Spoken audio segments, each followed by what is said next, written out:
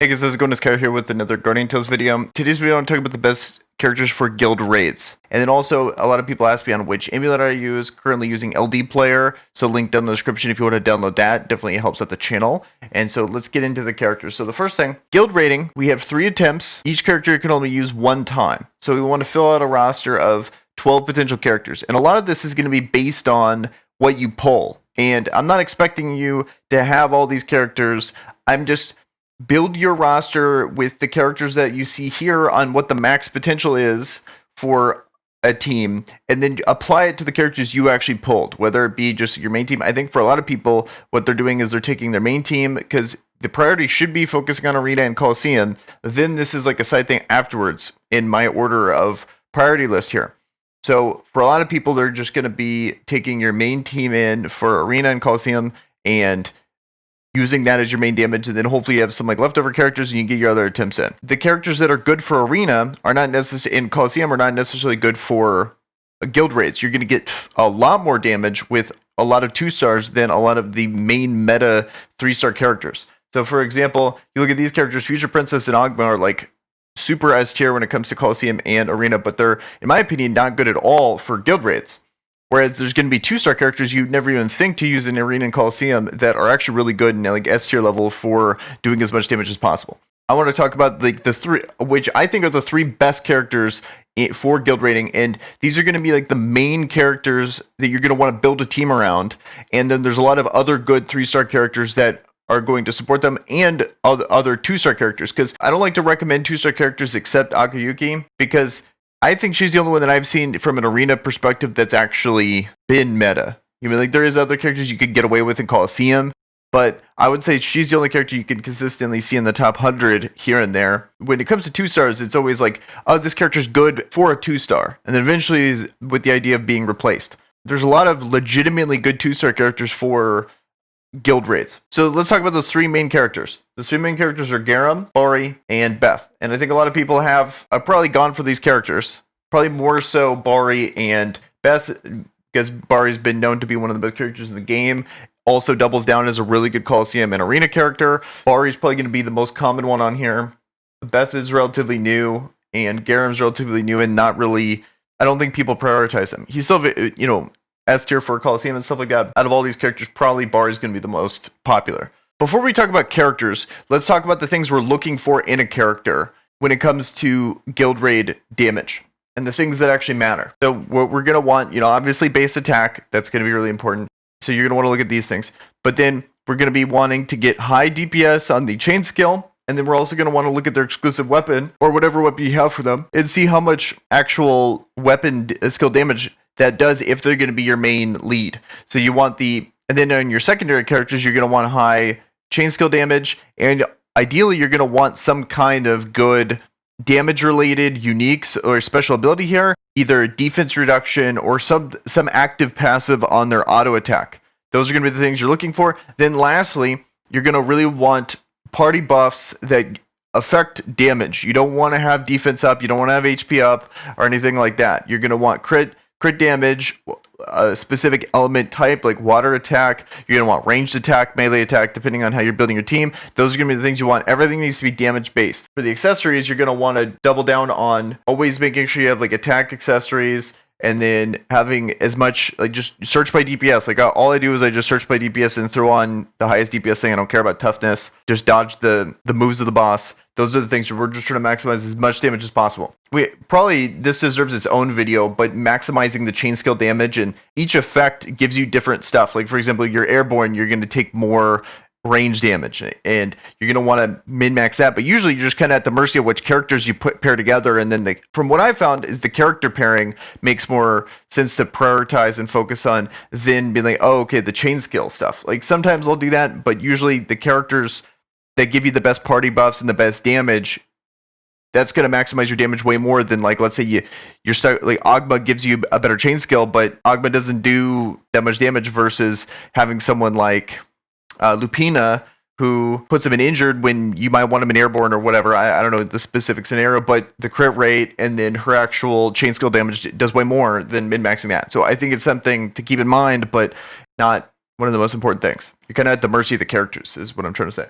Now that we know that, let's go back to what the actual characters that are going to be good pairings. I feel like that's an important thing to talk about because now you know what I'm looking for in a character to make them actually good. So I think this one's pretty straightforward when it comes to a good pairing with Garam. We're going to want to double down. We're going to want range characters. We're going to want water characters. What synergizes with him, we want more attack for him too. Bianca is probably going to be the best unique 3-star to pair with him. Another good example would be Nori. Nori's a really good pairing with these range characters. Nori would work well with Bari and with Garam here.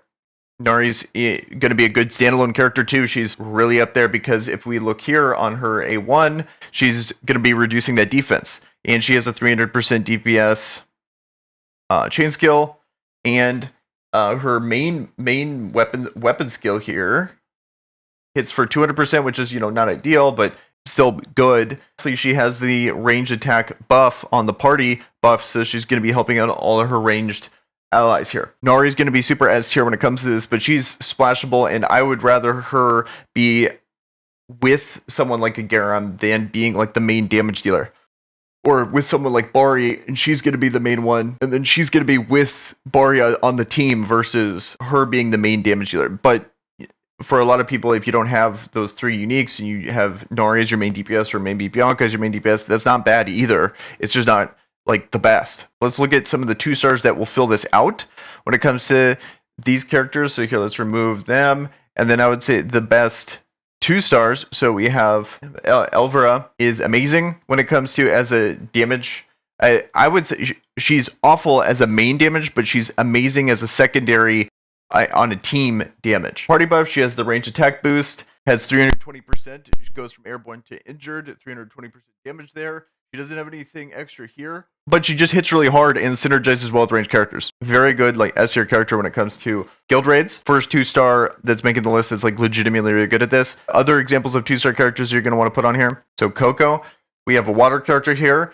If we look at her A1, let's just go down her kit. Reason why she's super good is she reduces defense by 20%. Awesome. She has a 225% DPS damage move when it comes to her chain skill. Icicle shooter's damage increases by 25% of weapon skill damage, so she actually has a special ability that directly impacts her DPS. Awesome.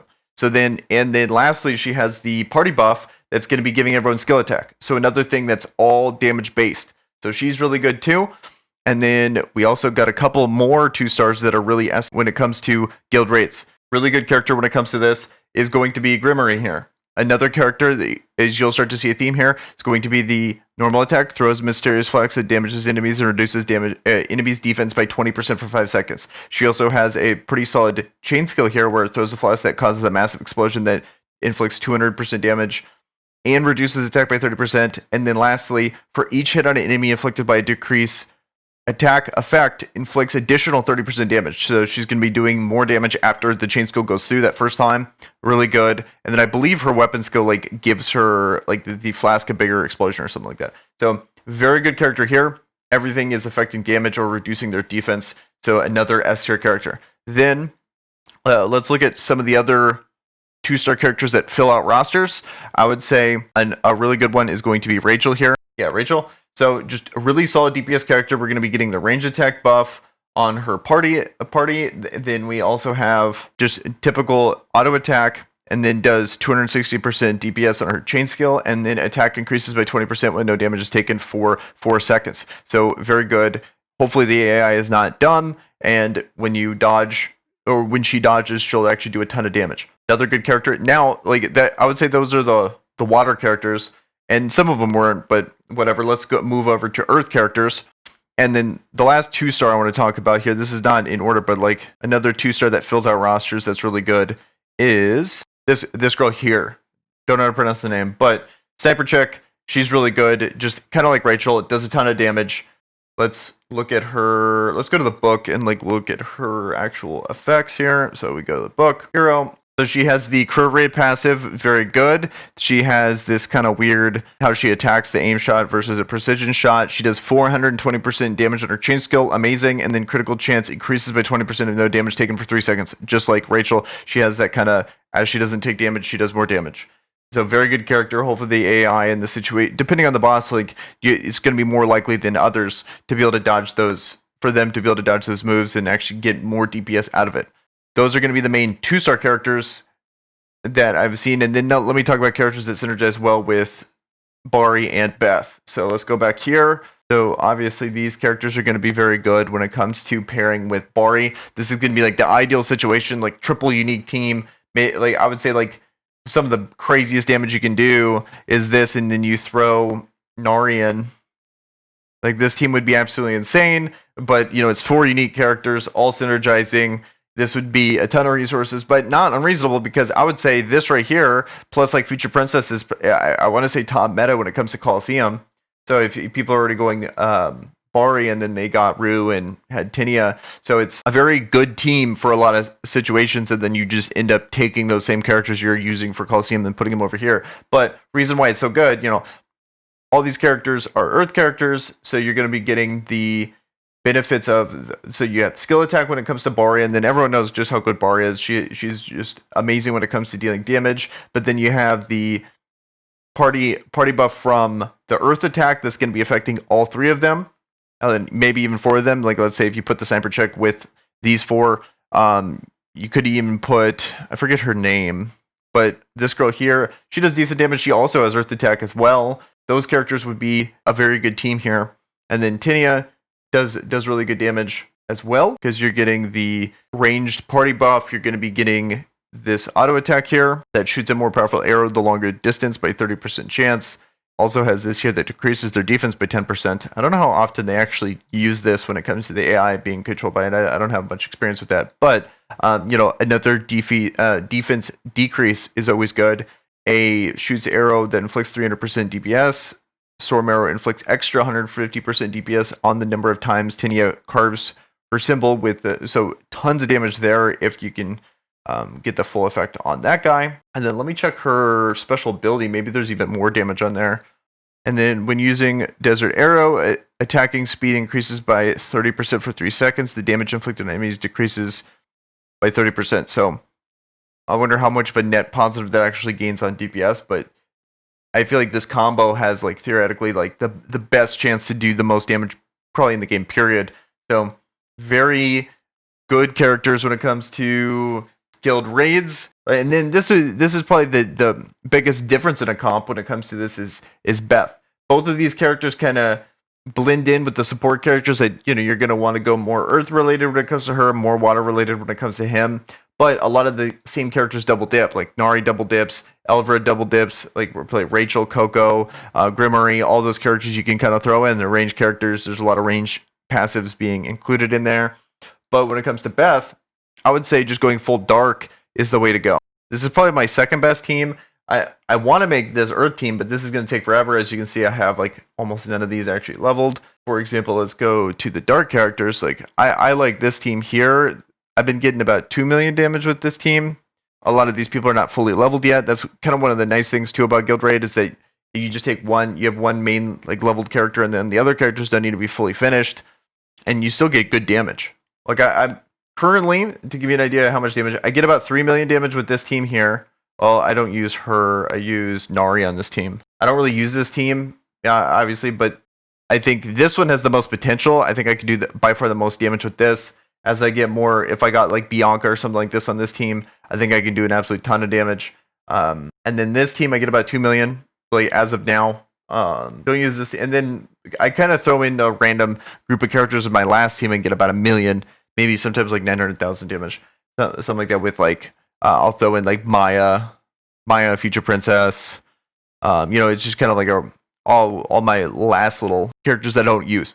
This is the combination I use here. Reason why, I'm like, so she's just a really good character. She does a ton of damage. Reason being, a good weapon skill that has a relatively short cooldown and has a really high damage chain skill, 400% damage. And then I want to say, let's look at her base attack. I want to say it's like in the 700 range. Yeah, so 771, solid.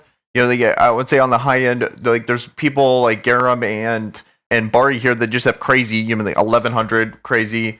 And then you have Garam here, which is like, 1039. But then most people are in the 700 range. So like, let's go like Future Princess, 704. Got Bianca here, 744, stuff like that. So then if we go back to Beth, This right here, 771, so kind of on the higher end for most characters, except the two extremes. Then has the good chain skill and good weapon skill damage. If we go here to 220, that's a little bit lower than Garam's. 8-second cooldown versus Garam's that I think is even lower. Kind of get an idea, yeah, 7%, so or 7 seconds versus 8 seconds. So kind of getting an idea what the meta is for like what the best are. Like, oh, okay, so Garam's the best. He has 240% and a 475% damage. That's why he does so much more damage than someone like Beth, who has a little bit lower. Then we look at the other dark characters that synergize well with this. So we have Beth is going to be the main damage dealer. Arabelle's really good. You get the 50% attack boost. You're going to be getting a 310% chain skill.